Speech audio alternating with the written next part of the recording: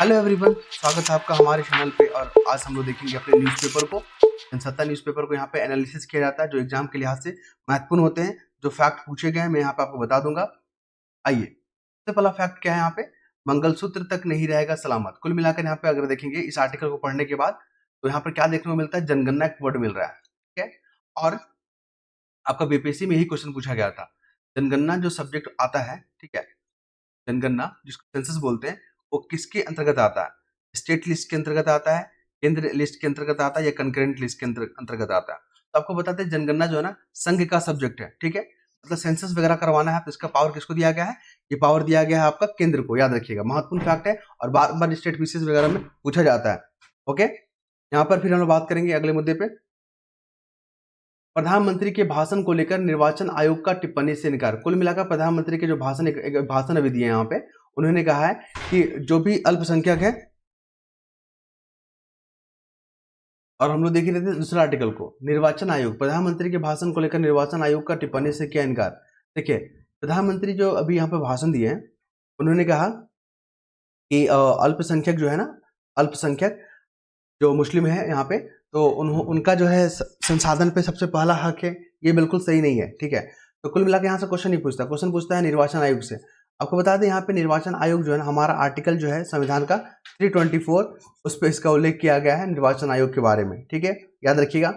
और निर्वाचन आयोग में अभी 3 मेंबर है ना, एक चीफ इलेक्शन कमिश्नर है और 2 अन्य इलेक्शन कमिश्नर है। ठीक है, और याद रखिएगा ये 2 फैक्ट है। और कई बार एग्जाम में ये पूछा गया अल्पसंख्यक होने का मतलब क्या होता है। यहाँ पे आप सबसे देख रहे हो अल्पसंख्यक, अगर किसी को अल्पसंख्यक का दर्जा मिलता है तो उनके पास क्या राइट होता है, वो अपने रुचि के क्या होगा, संस्थान का स्थापित करने और उसको चलाने का अधिकार होता है। याद रखिए, क्वेश्चन यूपीएससी में पूछा गया। आगे बढ़े हम लोग, तो यहाँ पर देखने को मिलेगा। देखिए, भाजपा को मिली पहली लोकसभा सीट, सूरत के निर्विरोध जीते मुकेश दलाल। यहाँ पे मुकेश दलाल का नाम याद रखिएगा, ये इंपॉर्टेंट बन सकता है वनडे एग्जाम के लिए, क्योंकि यहाँ पे निर्विरोध जीत गए। यहाँ पे कोई भी ऑपोजिशन वाला खड़ा नहीं था, कोई भी यहाँ पे इसके अगेंस्ट खड़े नहीं गए थे। ठीक है, इनको डायरेक्ट जो है यहाँ पे जीत मिल गया है। आपको बता दें, लोकसभा का अगर मेंबर बनना है ना, 25 ईयर्स होना होगा आपको नागरिक होना होगा। तो हो गया यहाँ पे। तीसरा है कि पागलपन और दिवालियापन जैसे लक्षण आपके अंतर्गत नहीं होने चाहिए। ये 3 फैक्ट को आपको याद रखना है। अब आइए यहाँ पे अगला फैक्ट को देखेंगे। अगला फैक्ट को देखते हैं। यहाँ पे कलकत्ता हाई कोर्ट ने 2016 की जो भर्ती जो घोटाला मामले में जारी किया गया निर्देश। कुल मिलाकर 2016 में वैकेंसी निकला गया था। ठीक है, लगभग 25,000 पोस्ट का वेस्ट बंगाल में, तो उसको लेकर जो यहाँ पे सीबीआई जांच कराने का निर्देश दिया गया है। ठीक है, कलकत्ता हाईकोर्ट के द्वारा। आपको बता दें हाईकोर्ट के बारे में क्वेश्चन पूछा गया बीपीएससी में। हाईकोर्ट के बारे में क्या पूछा गया है कि हाईकोर्ट में जो है जजों की संख्या बढ़ाने का पावर किसको दिया गया है, राष्ट्रपति को या संसद को? ये क्वेश्चन पूछा गया था पिछले बार। बहुत लोग कंफ्यूज किए गए थे, बहुत लोग संसद को मार के आ गए थे। इसका आंसर हो जाएगा राष्ट्रपति। ठीक है, याद रखिए आर्टिकल 216 में ये बात कही गई है। ठीक है, चलिए आगे बात करेंगे हम लोग यहाँ पे। तो यहाँ इस आर्टिकल में आपको अनुच्छेद 14 और अनुच्छेद 16 देखने को मिलता है। बोलेगा आर्टिकल 14 क्या है, तो राइट टू इक्वालिटी, मतलब कानून के समक्ष सभी बराबर हैं। चाहे अंबानी हो, चाहे आप हो, चाहे हम हो, चाहे कोई मिनिस्टर हो, कानून के समान समक्ष जो है सभी बराबर होंगे। आर्टिकल 14 ये बोलता है। आर्टिकल 16 क्या बोलता है कि जो सरकारी नौकरियां हैं उसमें जो है ना समान अवसर मिलना चाहिए। जो सरकारी नौकरियां उस पर क्या मिलना चाहिए, समान अवसर मिलना चाहिए। ठीक है, 2 फैक्ट याद रखिएगा। फिर मान लीजिए आपका कोई भी एग्जाम में अगर साइंस का पोर्शन होगा, जनरल साइंस के अगर टॉपिक होंगे, तो वहां से इंसुलिन से क्वेश्चन पूछता है। आप देखोगे यहाँ पे स्टेट बीसीएस का क्वेश्चन में कि साइंस टैग से होगा या जनरल साइंस का अगर सिलेबस में आपको दिया गया है तो इंसुलिन को लेकर क्वेश्चन पूछता है। इंसुलिन क्या, एक हार्मोन है। क्या है, हार्मोन है। और इसका बॉडी में हमारा क्या काम रहता है, तो जो हमारा ब्लड होता है ना, रेड ब्लड सेल मतलब आरबीसी होता है, जो हमारा ब्लड होता है, उसमें जो है ग्लूकोज, माफ कीजिएगा, जो सकरा होता है, क्या बोलते हैं उसको, शुगर का जो मात्रा उसको बैलेंस करता है, उसको कंट्रोल करता है इंसुलिन। याद रखिएगा, क्वेश्चन आने वाला पूरा है। आगे बात करेंगे यहाँ पे, तो यहाँ पर देखने को मिलेगा गुकेश, डी गुकेश नाम याद रखिएगा, डी गुकेश। बोलेगा कि डी गुकेश जो है चर्चा में रहते, उनका जो है किस खेल से जुड़े हुए थे, शतरंज खेलते हैं ये। ठीक है, आगे बात करेंगे यहाँ पे, तो हमें क्या देखने को मिलेगा, ईरान और इजराइल के बीच में जो तनाव है, ठीक है, तो तनाव के कारण जो यहाँ पे सोने के दाम पे क्या प्रभाव पड़ रहा है, मीन्स में क्वेश्चन फ्रेम करेगा कि यहाँ पे जो है ईरान इजराइल के बीच में जो तनाव देखने को मिला था, उससे सोने के भारत में जो सोने का जो आयात है या निर्यात है, उस पर क्या असर पड़ा, टिप्पणी करे। तो आपको यहाँ पे ये चीज बताना होगा। ठीक है, तो आपको बता दें गोल्ड है ना, ये गोल्ड आप देख रहे हो, हमारा जो फॉरेन एक्सचेंज रिजर्व है अभी कितना है, 640 जो है ना बिलियन अमेरिका डॉलर है। ठीक है, 640 बिलियन अमेरिका डॉलर है। फॉरेन एक्सचेंज रिजर्व में हमारा गोल्ड भी आता है, गोल्ड आता है। फिर हमारा क्या आता है, आईएमएफ के पास जो हमारा रिजर्व रखा गया है वो आता है। ठीक है। फिर आरबीआई के पास जितना भी हमारा सिक्योरिटी वगैरह रखा हुआ है वो आता है। ये तमाम चीज इसमें इंक्लूड होता है, याद रखिएगा, क्वेश्चन पूछे गए हैं। आगे चले हम लोग, तो आगे चलने पर हमें क्या देखने को मिलता है, यहाँ पर दिखाता हूँ मैं आपको। एक और मैंने आर्टिकल यहाँ पे नोट किया हुआ है जो एग्जाम के लिहाज से काफी महत्वपूर्ण है।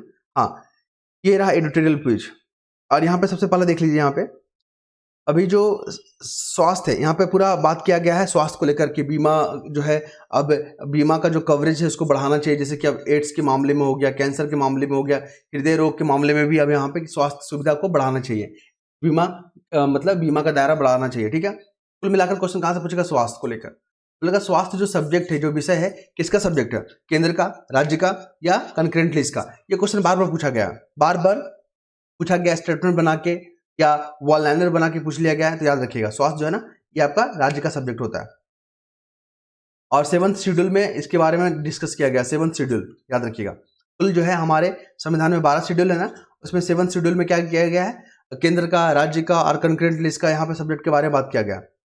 फिर आगे हम लोग बात करेंगे यहाँ पे नया ध्रुव, टॉपिक है नया ध्रुव, मालदीव और भारत के रिलेशन के बीच में। देखिए यहाँ पे भी बोलेगा, क्वेश्चन क्या पूछेगा कि मालदीव पर जो चीन का जो है ना बढ़ता जो प्रभाव है वो भारत के लिए चिंता है, आप टिप्पणी करें। ये मेंस का क्वेश्चन है। सीधा पूछेगा कि मालदीव का जो है चाइना के साथ जो नजदीकियां बढ़ रहा है वो भारत के लिए चिंता का विषय है, टिप्पणी करें। तो आपको बता देना है, यहाँ पर कारण दे देना है। देखिए सबसे पहला क्या है कि जो मौजूद सरकार है, जो मौजूद यहाँ पे राष्ट्रपति है, वो चाइना के प्रभाव में काम कर रहा है। इसका क्या नीति है, भारत को बाहर करो नीति। आपको यहाँ पे एक सर्कल बनाना है, फ्लो चार्ट बनाना है, और यहाँ पे लिख देना है कि क्यों चिंता का विषय है। तो यहाँ पे बताना है कि यहाँ पे मालदीव और चाइना ने सैन्य समझौता किया है, ठीक है।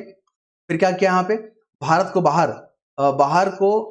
माफ कीजिएगा, भारत को बाहर करने की नीति को अपनाया है वहाँ मालदीव का सरकार ने, 2 हो गया। तीसरा क्या है कि इन्होंने खाद्य सुरक्षा को लेकर, सैन्य सुरक्षा को लेकर अन्य देशों के साथ यहाँ पर समझौता कर रहा है। तो ये भारत के लिए बहुत बड़ा कंसर्न है, आपको मेंस में ऐसे लिखना है, ठीक है। चलिए आगे बढ़ेंगे। तो यहाँ पे बेरोजगारी को लेकर यहाँ पे आंकड़ा दिया गया है। यहाँ पे मेंस में कैसे क्वेश्चन पूछेगा कि भारत का जो अर्थव्यवस्था है वो बढ़ रहा है, लेकिन रोजगार विहीन अर्थव्यवस्था है। रोजगार विहीन मतलब ग्रोथ तो कर रहे हैं लेकिन यहाँ पे रोजगार की संख्या नहीं बढ़ रहा है। इसके पीछे का क्या कारण देना है, तो यहाँ पे स्किल को बताना है, यहाँ पे प्रॉपर ट्रेनिंग नहीं मिल रहा है, यहाँ पे लोगों के पास स्किल की कमी है, लिटरेसी का अभाव है यहाँ पे, ठीक है। इन तमाम चीजों का जिक्र करना है। आपको बता दें ये जो जीडीपी है, ठीक है, ग्रॉस डोमेस्टिक प्रोडक्ट में सबसे ज्यादा योगदान कौन देता है, सर्विस सेक्टर वाला देता है, ठीक है। लेकिन रोजगार के मामले में सर्विस सेक्टर नहीं है, वो है कृषि, ठीक है। और सबसे कम कौन सा जीडीपी में कंट्रीब्यूट करता है, वो करता है कृषि सेक्टर, प्राइमरी सेक्टर, है ना। ये 2-3 फैक्ट को आपको याद रखना है, महत्वपूर्ण फैक्ट है, और ये बार बार एग्जाम में पूछे जा सकते हैं, मेंस में भी पूछा जाएगा। आगे बात करेंगे यहाँ पे सिकुलर मुद्रास्फीति क्या होता है। इन्फ्लेशन आपने देखा है ना, जहाँ पे प्राइस जो है गुड्स के प्राइस जो है बढ़ जाते हैं, ठीक है, बढ़ जाते हैं, उसी को इन्फ्लेशन कहते हैं। लेकिन यहाँ पे मान लीजिए कोई चीज हमको 10 रुपये में 10 चीज मिल रहा था ना, तो अब हम क्या करेंगे, 10 रुपये में ही 8 सामान देंगे। हम यहाँ पे प्राइस को सेम रखे हैं, लेकिन यहाँ पे जो सामान है ना, जो गुड्स था उसको घटा दिए हैं। इसी को बोलते हैं सिकुलर मुद्रास्फीति। याद रखिए, डेफिनेशन पूछा जा सकता है। आगे बात करेंगे नेपाल को लेकर। देखिए नेपाल हमारा क्या है, एक हमारा जो है पड़ोसी देश है। क्या है, पड़ोसी देश है। और यहाँ पे 2007 में क्या किया गया था, पहले राजशाही हुआ करता था, राजशाही, लेकिन 2007 में क्या कर दिया गया, पंथ निरपेक्ष मतलब सेकुलर कर दिया गया, सेकुलर कंट्री, मतलब यहाँ पे इसका कोई धर्म नहीं है।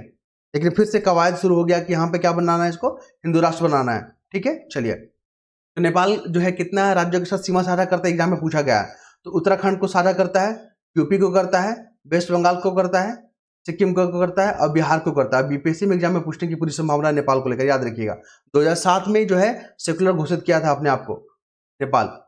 आगे बात करेंगे यहाँ पे, तो देखिए यहाँ पे क्या मिलेगा। अभी क्या है, फिलिस्तीन जो है ना, फिलिस्तीन और इजराइल के बीच में आपको पता है युद्ध चल रहा था। तो फिलिस्तीन को जो है ना परमानेंट मेंबर बनाने की बात की जा रही थी। कहाँ पे, यूनाइटेड नेशन सिक्योरिटी काउंसिल में। तो यहाँ पे इजराइल की जो राष्ट्रपति उन्होंने कहा, प्रधानमंत्री जो है उन्होंने कहा कि आतंकवाद को जो है ना, मतलब फिलिस्तीन को संयुक्त राष्ट्र के स्थायी सदस्य बनाने का मतलब क्या है कि आतंकवाद को पुरस्कार देना, ठीक है। चलिए आगे बात करेंगे यहाँ पे। तो यहाँ पे मेंस का क्वेश्चन देखिए, यहाँ पे कैसे पूछेगा, बोलेगा कि चुनाव सुधार को लेकर जो सुप्रीम कोर्ट के जो कदम है, जो अब तक के जो फैसले हैं, आप उस पर टिप्पणी करें। तो आपको बता देना कि चुनाव सुधार के लिए सुप्रीम कोर्ट ने क्या क्या कदम उठाए हैं।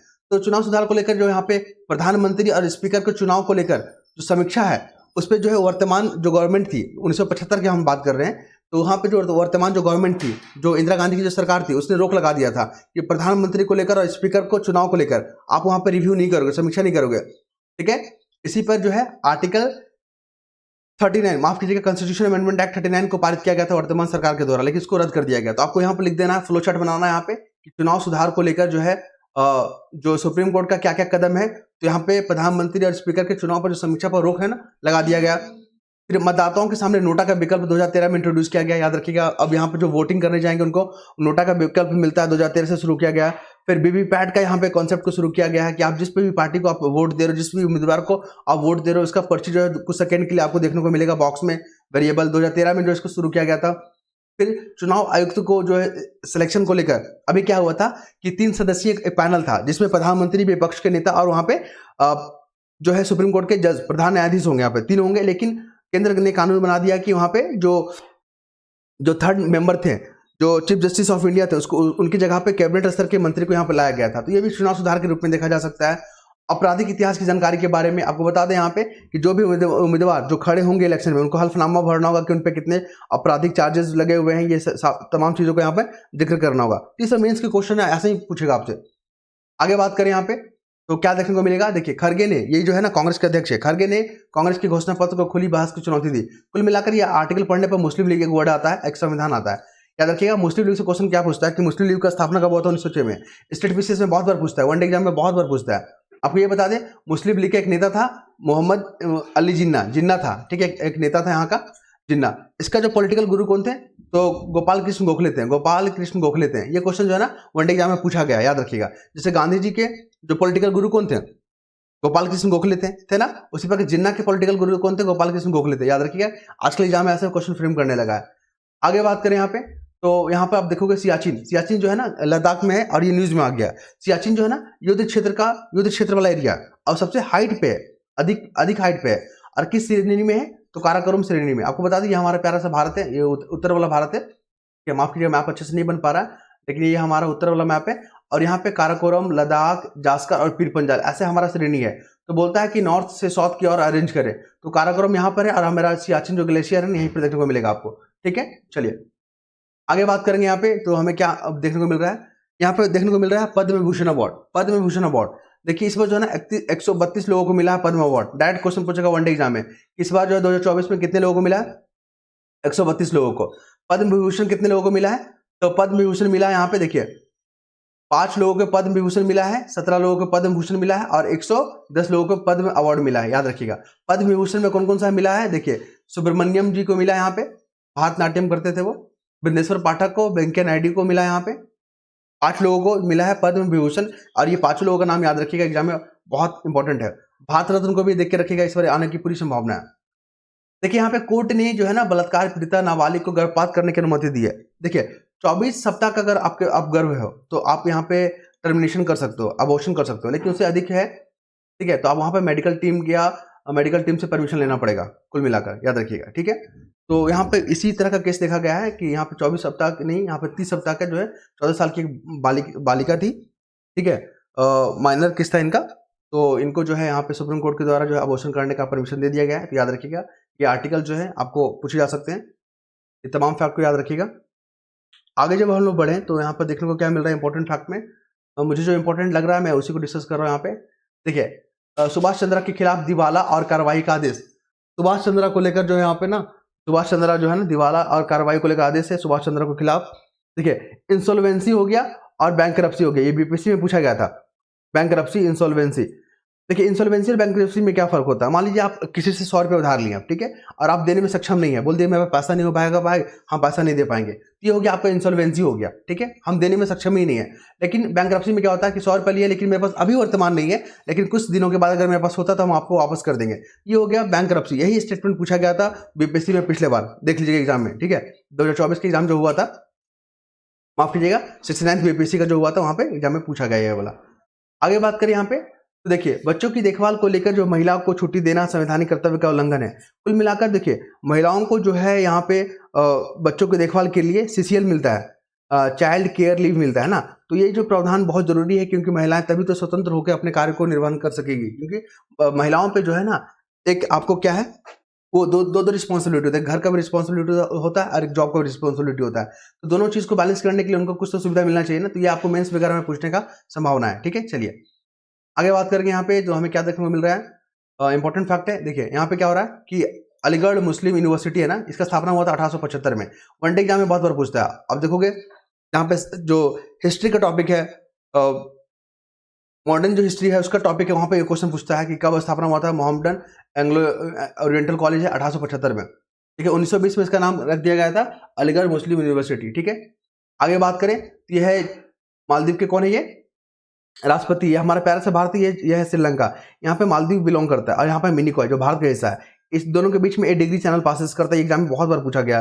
यहाँ पर पाक स्टेट है ना, तो आप इसको ध्यान रखिएगा, बहुत महत्वपूर्ण फैक्ट है और यहाँ पे जो है देखने को मिलेगा। और इसके बाद जो है यहाँ पर क्या देखने को मिल रहा है, देखिए पिछला बार यूपीएससी में यहाँ से क्वेश्चन पूछा गया था कि जो लॉ का पढ़ाई होता है ना, लॉ का पढ़ाई का जो यहाँ पे सिलेबस वगैरह डिसाइड करना होता है, किसके पास पावर है, वो है बार काउंसिल। जो इंडिया का जो बार काउंसिल है ना, उसके पास पावर है। वो क्या करेगा, कॉलेजों का वहाँ पे जाके रिव्यू करते हैं, फिर समय समय पर जाके वहाँ पे औचक निरीक्षण करते हैं, सिलेबस को देखते हैं। ये सब जो सब्जेक्ट दिया गया ना, बार काउंसिल को दिया गया, याद रखिएगा। ये क्वेश्चन पूछा गया था। क्या पूछा गया था कि कौन से कॉर्पोरेट जो लॉयर होते हैं और जो नॉर्मल लॉयर होते हैं, क्या फर्क है, इस तरह के क्वेश्चन फ्रेम किए गए थे। आप लोग जाके देख लीजिएगा। मेंस का क्वेश्चन मतलब प्रीलिम का क्वेश्चन जो है ना, पीवाईक्यू में पूछा गया है, मैंने यहाँ पे आपको हाईलाइट कर दिया है। फिर आ जाइए, देखिए यहाँ पे लू को लेकर क्वेश्चन पूछता है। ये है हीट वेव होता है, आपको पता ना, अभी जो मई के महीना में हीट वेव चलेगा, पूरा गर्म गर्म हवाएं जो फ्लो करती है यहाँ पे, ठीक है। तो हीट वेव उसको कहते हैं और ये पश्चिम बंगाल वाले इलाका में, उड़ीसा में, झारखंड में, बिहार में देखने को मिलेगा। और पूछेगा मेंस में कैसे पूछेगा कि लू का क्या है, हमारे भारत जो हमारा जो क्लाइमेट है, भारतीय जो क्लाइमेट है, उस पर लू का क्या प्रभाव होता है, बारिश को कैसे अफेक्ट करता है, इस तरह के क्वेश्चन फ्रेम किया जा सकता है। आगे बात करेंगे यहाँ पे सीए को लेकर, सिटीजन अमेंडमेंट एक्ट को लेकर। देखिए यहाँ पे अमेरिका जो है ना टिप्पणी कर रहा है भारत के आंतरिक मामले में, भारत के आंतरिक मामले में टिप्पणी कर रहा है। वो बोल रहा है कि सीए जो है ना, यहाँ पे धर्म के आधार पर दिया गया है। सीए क्या है कि तो पाकिस्तान, अफगानिस्तान और बांग्लादेश, ये 3 जो कंट्री है ना, पाकिस्तान, अफगानिस्तान और बांग्लादेश, वहाँ पे जो भी अल्पसंख्यक है, ठीक है, अल्पसंख्यक मतलब गैर मुस्लिम वाले, मुस्लिम वाले नहीं, उनको जो है भारत में सिटीजनशिप दिया जाएगा 31 दिसंबर 2014 को, ठीक है, याद रखेंगे। और यहाँ पे एक और फैक्ट है, यहाँ पे कौन कौन सा माइनॉरिटी में आते हैं, तो जैन आते हैं, बौद्ध आते हैं, पारसी आते हैं, 3 हो गए, सिख है, ईसाई है और हिंदू। ये 6 लोगों को जो यहाँ पे क्या मिलेगा, सिटीजनशिप मिलेगा। और नागरिकता के बारे में बता दें आपको, 5 से 11 जो आर्टिकल है ना संविधान का, उसमें जिक्र किया गया है और ये भाग 2 के अंतर्गत आता है। इसके बाद हम लोग अगला मुद्दे पे जाएंगे। समय कितना, 16 मिनट हो गया है और कुछ और टॉपिक बच रहे हैं और मैं फटाफट चीज़ों को खत्म करूँगा यहाँ पे। और बहुत दिन के बाद मुझे ऑनलाइन आने का मौका मिला था, कुछ घर में जो यहाँ पे बिजी शेड्यूल रहने के कारण कुछ दिनों से मैंने यहाँ पे नहीं आया था। और अगर आपको हमारा कंटेंट अगर अच्छा लगता है, ठीक है, तो आप चैनल को सब्सक्राइब करेंगे, लाइक करेंगे, शेयर करेंगे और अपना फीडबैक जरूर देंगे। एक और क्वेश्चन यहाँ पर देख लीजिए, डी गुकेश का नाम याद रखिएगा। इन्होंने जो है ये शतरंज के प्लेयर हैं और ये बेहतर खेले हैं इस बार, इन्होंने देश का नाम रोशन किया है।